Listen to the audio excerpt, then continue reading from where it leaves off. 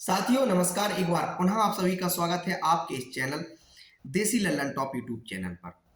जब से देश के सहकारिता मंत्री अमित शाह जी ने कहा है सहारा की कोऑपरेटिव सोसाइटियों के 10 करोड़ निवेशकों के लिए सहकारिता मंत्रालय ने भुगतान दिलाने का प्रयास किया है और सहारा सिविल फंड अकाउंट से 5,000 करोड़ रुपए रिलीज कराया है। और उन्होंने कहा है कि सेंट्रल रजिस्ट्रार को सहारा के निवेशक 10 करोड़ निवेशक अपने अपने आवेदन भेज दें, सभी का पैसा उनके खातों में डाल दिया जाएगा। साथियों, आज जब मैं सुबह बैठा और 10 करोड़ निवेशकों का हिसाब लगा रहा था 5,000 करोड़ रुपए से, तो एक हास्यास्पद आंकड़ा सामने आया। ये आंकड़ा था मात्र 500 रुपए का। साथियों, जिस प्रकार से सहकारिता मंत्री अमित शाह जी ने बात की है 10 करोड़ सहारा की कोऑपरेटिव सोसाइटियों के निवेशकों के भुगतान देने की बात कही है इन 5,000 करोड़ रुपए से, तो आप जब हिसाब लगाकर बैठेंगे तो मात्र पाएंगे 500 रुपए आपके खाते में आने वाले हैं। अब आपने चाहे 5 लाख निवेश किया हो, चाहे 50 लाख निवेश किया हो, चाहे 2,000 रुपए निवेश किया हो, 500 रुपए इस हिसाब से आने की संभावना है। देश की मेन स्ट्रीम मीडिया जो हमेशा सहारा के निवेशकों की मुद्दों पर खामोश नजर आती थी, उसने भी बड़ा सुनहरे शब्दों में फ्रंट पेज पर, मुख्य पृष्ठ पर उस खबर को छापा कि सहारा निवेशकों के अच्छे दिन आने वाले हैं, सहारा के समस्त निवेशकों का भुगतान होने वाला है, सहारा के 10 करोड़ निवेशकों के अच्छे दिन आने वाले हैं। तो इस प्रकार की जो खबरें छाप के अमित शाह जी की फोटो लगाकर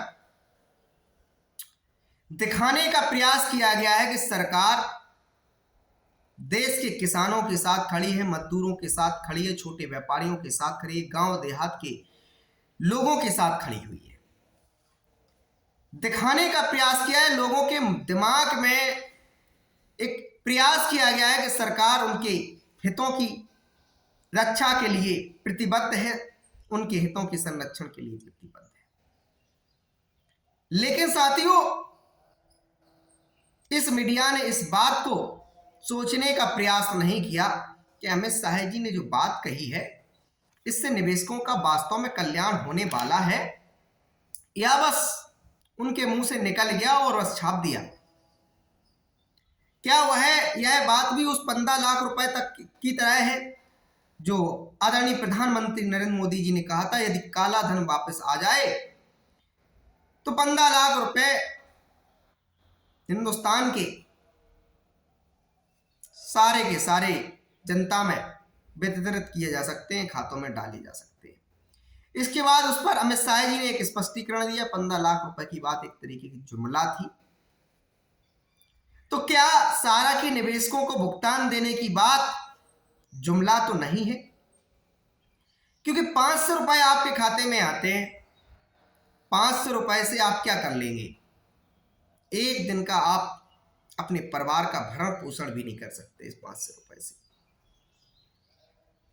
आपने मेहनत करके, कठिन तप तपस्या संघर्ष करके एक एक रुपए को एकत्रित किया और फिर जब वो बड़ी राशि के रूप में सहारा में आज तैयार हो गई है, उसको आपको वापस मिलने की बात आ रही है, तो 500 रुपए की बात इस बात से साबित होती है कि 10 करोड़ निवेशकों को अगर अमित शाह जी भुगतान दिला रहे हैं तो मात्र 500 रुपए मिलने वाले हैं।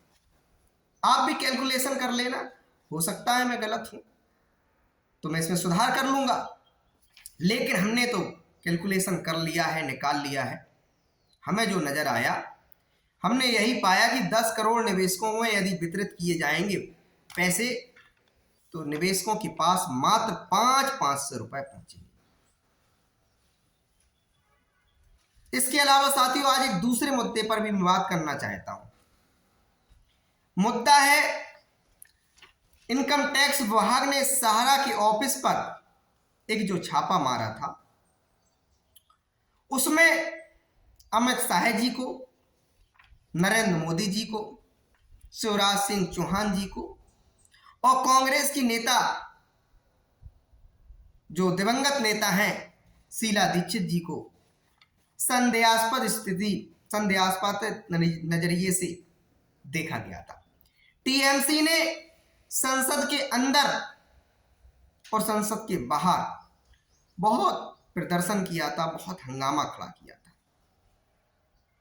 साथियों, मैं आज इस बात को क्यों रखना रहा हूं, इस बात को समझने का प्रयास करना चाहिए। एक तरफ वो लोग हैं जो छोटे छोटे अपराधों में सालों से जेलों में बंद हैं, उनकी संपत्तियों को नीलाम कर दिया जाता, कुर्की कर दिया जाता, उनके घरों में बुलडोजर चला दिया जाता। और एक तरफ सहारा समूह का शीर्ष प्रबंधन है जो इतने कानूनों की अवहेलना करने के बावजूद भी स्वतंत्र रूप से, स्वच्छंद रूप से जीवन का आनंद ले रहा है। साथियों, इनकम टैक्स विभाग ने मोदी सरकार आने के बाद एक छापा मारा। उस समय सहारा के कार्यालयों, बिरला के कार्यालयों पर छापा पड़ा था। उसमें एक लाल डायरी की बात सामने आई थी और सहारा के ऑफिस से 1 से 35 करोड़ रुपए मिलने की बात सामने आई थी। उस पर सहारा समूह ने बयान दिया था, सफाई दी थी, कहा था ये जो पैसा इनकम टैक्स को प्राप्त हुआ है वो सहारा का ईमानदारी के पैसा है, वैध पैसा है। सहारा के द्वारा कहा गया था कि माननीय सुप्रीम कोर्ट के समक्ष लंबित सहारा से विवाद में हमारे समूह पर कई सारे प्रतिबंध हैं, हमारे बैंक खातों को अटैच कर दिया है। इस कारण से तात्कालिक स्थिति को देखते हुए आपातकालीन फंड को विभिन्न कार्यालयों में रखा गया है। साथियों, आज दिन तक इस बात पर कोई भी कार्रवाई इस प्रकार से नहीं हुई कि जो अमित शाह जी, शिवराज सिंह चौहान जी, शीला दीक्षित जी और नरेंद्र मोदी जी को जो नामों का रहस्योदन हुआ था उस पर क्या कोई कार्रवाई हुई है, कोई स्पष्टीकरण नहीं है। लेकिन मैंने आज उस खबर को थोड़ा सर्च करने का प्रयास किया है, उसमें क्या था वो आप लोगों के समक्ष रखना चाहता हूं। साथियों, 2014 में आयकर विभाग ने सहारा के कार्यालय पर छापा मारा था, ये तो हमने बता दिया। छापे में 137 करोड़ रुपए बरामद हुए और तमाम ऐसे दस्तावेज सामने आए थे जिसमें नरेंद्र मोदी जी को 9 किस्तों में 40 करोड़ रुपए पहुंचाए गए थे की एंट्री उनके दस्तावेजों में पाई गई थी। मध्य प्रदेश के मुख्यमंत्री शिवराज सिंह चौहान जी को 2 तारीखों में 10 करोड़ रुपए पहुंचाए जाने का जिक्र हुआ था उन कागजों में, दस्तावेजों में। दिल्ली की पूर्व मुख्यमंत्री शीला दीक्षित का नाम 1 करोड़ रुपए दर्ज था और एक नोट शीट में 2010 में विभिन्न लोगों को किए गए पेमेंट के ब्यौरे दर्ज थे। ये सारे दस्तावेज आयकर अधिकारियों द्वारा जब्त किए गए थे। इन दस्तावेजों से कई नामों पर संदेह होने के बावजूद भी सीबीआई को जांच नहीं सौंपी गई थी। इसके बाद इस विवाद में को सेटलमेंट कमीशन के रास्ते निपटाने का प्रयास किया गया, सेटलमेंट करने का प्रयास किया गया सहारा समूह द्वारा। आयकर विभाग ने कहा था कि खाते में लंबे समय से चले आ रहे हैं, खाते में जो हिसाब किताब है वो लंबे समय से है। बाद में फिर सेटलमेंट कमीशन ने मोटा जुर्माना टैक्स भरने का आदेश दिया। सहारा समूह को आपराधिक जवाबदेही से मुक्त कर दिया गया, कोई आपराधिक कार्रवाई नहीं की गई। दिल्ली और नोएडा के 2 परिसरों में उस समय छापेमारी की गई थी। 1 करोड़ के तकरीबन आभूषण मिलने की बात सामने आई थी और सहारा द्वारा भी जो कहा गया था, हमने बता दिया, यही कहा गया था, यह पैसा कंपनी का वैध धन है, आपात स्थिति से निपटने के लिए विभिन्न स्थानों पर रखा गया है। मनी लॉन्ड्रिंग का भी सहारा समूह पर केस से जब विवाद हुआ, इसके बाद दर्ज हुआ। ईडी की कार्रवाई आज दिन तक कहां पहुंची कोई नहीं जान सकता, कोई नहीं कुछ बता सकता। जब इसके बाद टीएमसी ने बहुत सारा बखेड़ा खड़ा किया, अमित शाह जी का नाम उछाला साथियों, ये क्या सारी बातें इस बात की ओर इशारा नहीं करती हैं कि सहारा समूह ने पूरी व्यवस्था को मैनेज करने का प्रयास किया था और यही कारण रहा कि निवेशकों की राशि सहारा समूह ने हड़पने का प्रयास किया, डुबाने का प्रयास किया, अपनी मर्जी से जहां चाहा वहां स्थानांतरित करने का प्रयास किया, जहां चाहा वहां निवेश करने का प्रयास किया।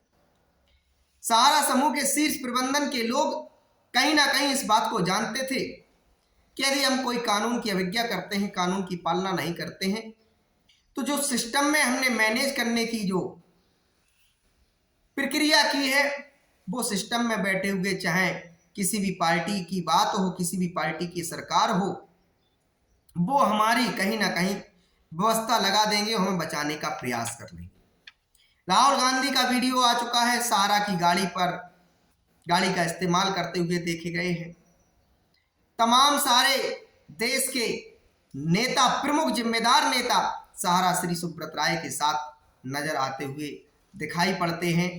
फोटो उनकी देखी गई हैं, वीडियो देखे गए हैं, सहारा शहर में बड़े बड़े कार्यक्रम में हिस्सा लेते हुए देखे गए हैं। साथियों, क्या यह बहुत बड़ा षड्यंत्र था कि जनता घुटे, लुटे, पिटे, डूबे, मरे? कोई बात नहीं, लेकिन सहारा समूह अपना कारोबार करता रहे, कोई फर्क नहीं पड़ने वाला है। और आज भी सहारा समूह कारोबार कर रहा है। आप लोगों की जानकारी के लिए बता दूं, कल ही के अखबार में विंड्स की तरफ से विज्ञापन छापा गया है। विंड्स योजना, ये सारी योजनाएं जो हम अभी नाम ले रहे हैं, सहारा से भी विवाद के बाद लॉन्च की गई। विंड्स, सहारा इवॉल्व्स इलेक्ट्रिक व्हीकल्स बेचने का कारोबार, सहारा क्यूसॉप खुदरा मार्केट में गुणवत्तापूर्ण तमाम उत्पादों को बेचने का प्रयास किया गया और तमाम ऑनलाइन प्लेटफॉर्म से अपने एजुकेशनल प्रोग्रामों को चलाया गया, छात्रों को जोड़ने का प्रयास किया गया। और सहारा से भी विवाद के बाद ही क्रेडिट कोऑपरेटिव सोसाइटियों के माध्यम से 10 करोड़ निवेशकों के माध्यम से 86,000 करोड़ रुपए जुटाए गए। साथियों, अब आपको क्या लगता है? कमेंट करके बताएं। क्या जो सत्ता और विपक्ष के लोगों में खामोशी रहती है सहारा से भी विवाद पर, और सहारा समूह के द्वारा जो निवेशकों के भुगतान नहीं किए जा रहे उस पर, क्या यही वो कारण है कि उनका जो सहारा समूह के साथ संबंध है, जो याराना है, जो दोस्ताना है, वो इतना गहरा है कि वो इतना साहस नहीं कर पाते हैं कि इस कंपनी, इस समूही संस्थान के खिलाफ आवाज उठाएं और इस समूही संस्थान की पोल खोलें। साथियों, ये भी कमेंट के माध्यम से चाहता हूं कि यदि आप लोगों के भुगतान वास्तव में सरकार करना चाहती है, 10 करोड़ लोगों के भुगतान करना चाहती है, तो क्या आप लोगों ने मात्र सहारा के अंदर 500 रुपए निवेश कराया है? और कितना निवेश किया है आप कमेंट के माध्यम से बताएं, जिससे आगे आने वाले वीडियो में मैं इस बात को रख सकूं कि सहारा के निवेशकों ने कितना कितना धन सहारा के अंदर लगाया है। चलिए, मान लीजिए ये 10 करोड़ निवेशक ऐसे भी हो सकते हैं जिसके 10 करोड़ खाता धारक हो या 10 करोड़ सर्टिफिकेट हो, एक एक सर्टिफिकेट, एक एक खाता, मतलब कि कई सारे सर्टिफिकेट, कई सारे खाते एक निवेशक के नाम। मान लो 10-10 हजार रुपए के किसी के नाम 1 लाख रुपए निवेशित कराया गया, वो 10-10 हजार रुपए के। तो क्या भी मान लीजिए अगर एक व्यक्ति के 10 खाते या 10 सर्टिफिकेट भी है, वो 500 रुपए से अगर भुगतान किया जाएगा तो उसके पास 5,000 रुपए पहुंचेगा, 5,000 रुपए पहुंचेगा।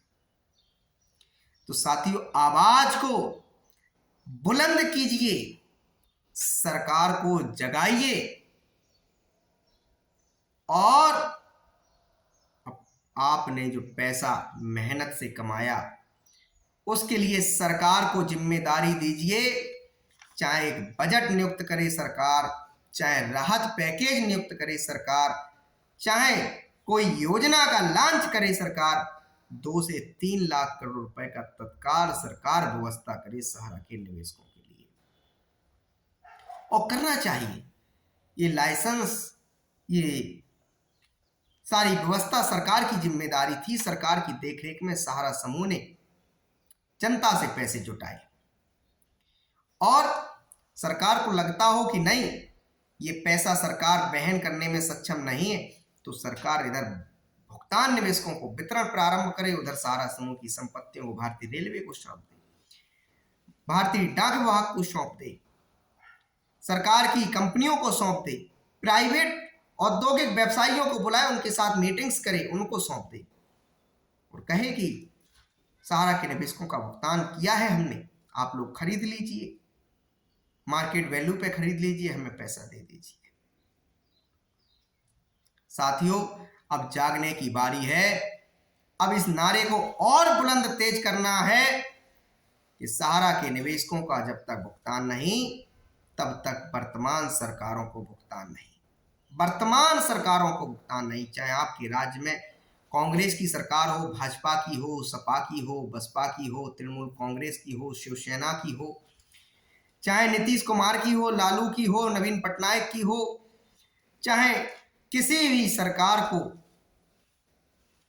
आपको ये जिम्मेदारी देना पड़े, आप इस नारे को बुलंद कर दीजिए कि जब तक सहारा समूह से भुगतान नहीं, तब तक वर्तमान सरकार को मतदान नहीं। आप अपने अपने घर मकानों पे एक एक पोस्टर को चिपका लीजिए, जिससे आने वाले लोग देखें और वो लोग भी जागरूक हो जाएं कि इस पोस्टर को छपवाने की क्या ताकत है, आपके बोलने की, आपके एकत्रित होने की क्या ताकत है। ये कोई आप बहुत काम हटके नहीं कर रहे, सारा संवैधानिक व्यवस्था के दायरे में ये काम है। आपके बोलने की आजादी हमारा संविधान देता है, सरकार को अपने मुद्दे पहुंचाने की आजादी हमें हमारा संविधान देता है। इसलिए संविधान को अपना हथियार बनाइए और सरकार को झुकाइए। साथियों, हमारे द्वारा जो वीडियो बनाया गया, आप लोग इससे कितने सहमत हैं, क्या आपके और अन्य विचार हैं, वो इस चैनल के कमेंट बॉक्स में आकर जरूर रखें, जिससे आने वाले दिनों में उस पर भी हम थोड़ी चर्चा कर चुके। साथियों, जिस प्रकार से हमारे सामने वीडियो आते हैं, सहारा के निवेशकों की पीड़ा आती है, ये 21वीं सदी की सबसे बड़ी त्रासदी है, सबसे बड़ी त्रासदी है। जब भी इतिहास में इतिहासकार इस विषय को लिखेंगे, सहारा से भी विवाद को लिखेंगे, तो इस विवाद को काले अक्षरों में लिखा जाएगा, जिसमें लिखा जाएगा कि देश का नुकसान हुआ, सुब्रत राय और सहारा का शीर्ष प्रबंधन जिंदगी का पूर्ण आनंद लेते रहे, 15 लाख लोगों का रोजगार डूब गया, कंपनी संस्थान सहारा इंडिया परिवार डूब गया, मरणासन स्थिति पर पहुंच गया। नए लोगों को रोजगार के अवसर प्राप्त होते, उन लोगों के भी रोजगार चले गए, करोड़ों लोगों के सपनों का चीरहरण हुआ। तमाम सारे एजेंटों ने निवेशकों से परेशान होकर, दबाव में आकर, तनाव में आकर आत्महत्या कर ली।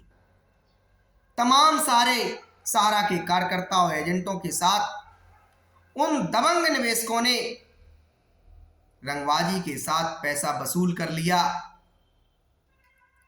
जो एजेंट, जो कार्यकर्ता कमजोर थे या कानून ने उनकी मदद नहीं की, या संवैधानिक संस्थाओं में बैठे हुए जिम्मेदार प्रशासनिक अधिकारियों ने उनकी मदद नहीं की, तमाम सारे ऐसे निवेशक हैं जिन्होंने एजेंटों के घरों में जाके गाली गलौज करके उनके मकानों में जाकर उन्हें तंग किया और अपने पैसों को ले लिया, उनके वाहन को छुड़ा लिया, उनके घरों में कब्जा कर लिया। जब वो निवेशक ज़्यादा परेशान करने लगा तो उसने अपने गहने गिरवी रखे, अपने मकान को बेचकर, अपनी खेती को बेचकर उस निवेशक का पैसा दिया। इस बात के भी लिए लिखा जाएगा, इस बात के लिए भी लिखा जाएगा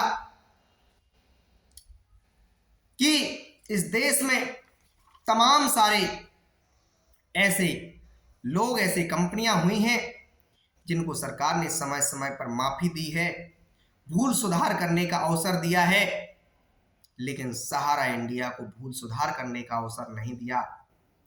सहारा के शीर्ष प्रबंधन ने यदि कुछ गलत किया था तो उसकी सजा देश के 15 लाख एजेंट, कार्यकर्ताओं, निवेशकों को देने की जरूरत नहीं थी, बल्कि सहारा के कुछ शीर्ष प्रबंधन के लोगों को देने की जरूरत थी। इस बात के लिए भी लिखा जाएगा कि सहारा को माफ किया जा सकता था, उन पे पेनाल्टी लगा के, उन पे जुर्माने वसूल करके, और यहां तक कि अपना वहां पे प्रशासन बैठा के, अपने अधिकारियों को बैठा के सहारा की मॉनिटरिंग की जा सकती थी, सहारा की देखरेख की जा सकती थी, सहारा को अवसर दिया जा सकता था कि 1 साल के अंदर अपनी सारी व्यवस्था पारदर्शी कर लीजिए। इस बात के लिए भी लिखा जाएगा। साथियों, आपका भी यही विजन होना चाहिए कि सारे के सारे सहारा निवेशकों के भुगतान मिल जाएं। उसके लिए चाहे सरकार को करना पड़े मजबूर, चाहे सहारा इंडिया के शीर्ष प्रबंधन को मजबूर करना पड़े, लेकिन भुगतान मिलना चाहिए। अब और अधिक देर नहीं होना चाहिए। और जिस प्रकार से एक आंकड़ा जो अमित शाह जी ने रखा, 5,000 करोड़ रुपए रिलीज हुआ है, वो 10 करोड़ लोगों के भुगतान होंगे। निश्चित ही इस पे सवाल उठता है, क्योंकि सवाल उठने का कारण यही है कि 500 रुपए सहारा के निवेशक के खाते में जाने वाले हैं, जिस हिसाब से आंकड़ा रखा है। और मान लीजिए आवेदन अगर सहारा के सभी 10 करोड़ लोग कर दें, तो कैसे इस नतीजे पे सरकार पहुंचेगी, सेंट्रल रजिस्ट्रार पहुंचेंगे कि 5,000 करोड़ रुपए में से आपके भुगतान को किया जाएगा। हालांकि ये भी हो सकता है, माननीय अमित शाह जी ने, चूंकि वो राजनेता हैं, राजनेता कुछ अपना भी स्वार्थ देखते हैं, उनको भी लगता है कि जनता में एक इस प्रकार का माहौल बनाया जाए कि आने वाले दिनों में उनकी सरकार को, उनकी पार्टी को फायदा पहुंचे।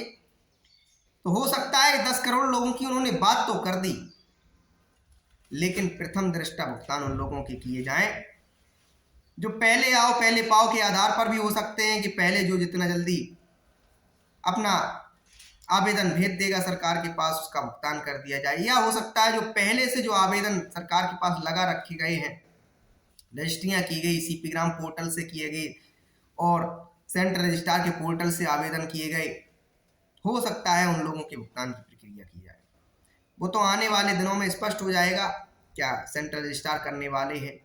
लेकिन जिस प्रकार से आंकड़ा रखा गया है अमित शाह जी की तरफ से 10 करोड़ लोगों का 5,000 करोड़ के माध्यम से, ये ठीक नहीं है। मात्र 500 रुपए आपके खाते में इस हिसाब से मिलने की संभावना है।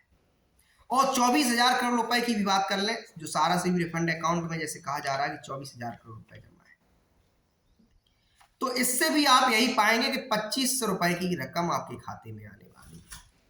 बहुत ज्यादा कुछ नहीं होने वाला है। हो सकता है आपके नाम 10 सर्टिफिकेट हो, 15 सर्टिफिकेट हो, तो ज्यादा मात्रा में भुगतान आ जाए। लेकिन सच्चाई तो यही है कि यदि ईमानदारी तरीके से भुगतान सरकार को दिलाना है, 2 से 2.5 लाख करोड़, 3 लाख करोड़ की व्यवस्था करनी पड़ेगी सरकार को, तब निवेशकों के भुगतान दिए जाएंगे, दिए जा सकते हैं। 86,000 करोड़ रुपए जो आंकड़ा है क्रेडिट कोऑपरेटिव सोसाइटियों का, इसके अलावा भी सरकार ने एक संसद के माध्यम से बयान दिया था कि 1.13 लाख करोड़ रुपए, मतलब कि 1 लाख करोड़ के ऊपर का पैसा निवेशकों का ने निवेश किया है सहारा के अंदर। और आकलन कर सकते हैं आप लोग, वो पैसा ब्याज सहित 2 से 3 लाख करोड़ रुपए हो गया होगा, क्योंकि सहारा के द्वारा 7% से लेकर 20 से 21-22% तक के रिटर्न की योजनाएं चलाई जा रही थी। 4 साल से लेकर 4 साल में डबल तक का प्रावधान नजर आया। क्यूसॉक के अंदर 6 साल में 2 से 2.5 गुना पैसे का प्रावधान सहारा ने किया। स्टार 2 के अंदर 5 साल 4 महीने में डबल देने का निवेशकों के साथ वादा किया गया। तो 2 से 3 लाख करोड़ रुपए की व्यवस्था सरकार को करनी होगी, तभी इस वंचित वर्ग का, इस किसान वर्ग का, इस छोटे मोटे व्यवसायी वर्ग का, इस गांव देहात के रहने वाले मजदूर वर्ग का भुगतान हो सकता है। जिस प्रकार से एक माहौल बना देने का प्रयास किया जा रहा है सेंट्रल स्टार सहकारिता मंत्रालय की तरफ से, देख लीजिए आप उनके ट्विटर हैंडल पर, फेसबुक पे जाके, कैसे एकदम ऐसा लगता है जैसे सरकार ने बहुत बड़ा एहसान कर दिया हो जनता के साथ। इस बात को कभी सरकार ने प्रमोट नहीं किया कि हमारे पास हर रोज इतनी शिकायतें प्राप्त हो रही हैं, हम इस दिशा में बढ़ रहे हैं, इस बात का प्रमोट नहीं किया। तो साथियों, धन्यवाद।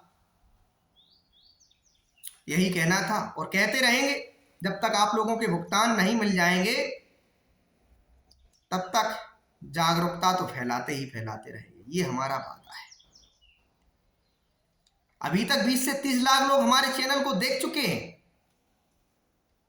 अगर इसमें से 2 लाख लोग भी सरकार को पत्र लिखे होंगे तो मैं अपने आप को धन्यवाद देना चाहूंगा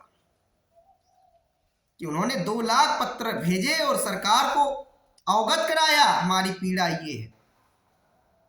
सबसे बड़ी समस्या तो यही है कि सहारा का जो निवेशक है कम पढ़ा लिखा भी है। अधिकांशतः निवेशक जो है गांव देहात का रहने वाला है, मजदूर वर्ग का, किस्म वर्ग का, जो मतलब कि रूटीन वे में, मतलब आज कमा के आज खाने वाला व्यक्ति, अब वो कहाँ आंदोलनों का हिस्सा बने, कहाँ कोर्ट कचहरी के चक्कर काटे, कहाँ उसको पता है सहकारिता मंत्रालय कहाँ है, सेबी कहाँ है, वित्त मंत्रालय, गृह मंत्रालय कहाँ है, क्या पता।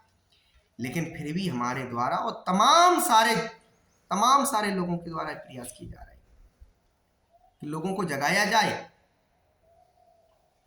वो मन ही मन कुड़ रहे हैं, मन ही मन तनाव में है, मन ही मन अवसाद में है। उस अवसाद से बाहर निकाला जाए, उस समस्या से बाहर निकाला जाए।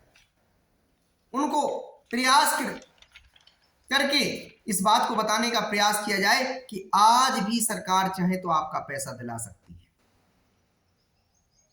उसको, उन निवेशकों और एजेंटों को एक प्रयास है कि आप लोग तनावग्रस्त नहीं, बल्कि तनाव से अच्छा है थोड़ा सा काम कीजिए। 10, 20, 50 मिनट प्रत्येक दिन सहारा के भुगतान के लिए लड़िए। घर बैठकर लड़ना है, सोशल मीडिया की ताकत का हथियार बनाना है, संवैधानिक तरीके से आपको अपने वीडियो को पोस्ट करना है, सोशल मीडिया पर लिखना है, सरकार से अनुरोध विनती प्रार्थना करना है, अपने अपने घर मकानों पर एक पोस्टर चिपकाना है, जिला अधिकारियों को सहकारिता मंत्रालय, सेंट्रल स्टार से सेबी वित्त मंत्रालय को पत्र भेजना है। यही वो प्रक्रियाएं हैं, यही वो कानून के रास्ते भी है जो भुगतान दिलाएंगे। तो धन्यवाद साथियों। आपसे अपील भी करते हैं कि हमारे इस वीडियो को शेयर करते हैं, जिससे ज़्यादा से ज़्यादा लोग जागरूक हो जाए। कोई हम बहुत भड़काऊ और झूठी और इस प्रकार की बातें नहीं रखते हैं अपने चैनल से, जिससे कोई फायदा नहीं हो। वो एक अलग बात है, कोई हम बात रख रहे हैं, थोड़ा सा आंकड़े में डिफरेंट हो सकता है।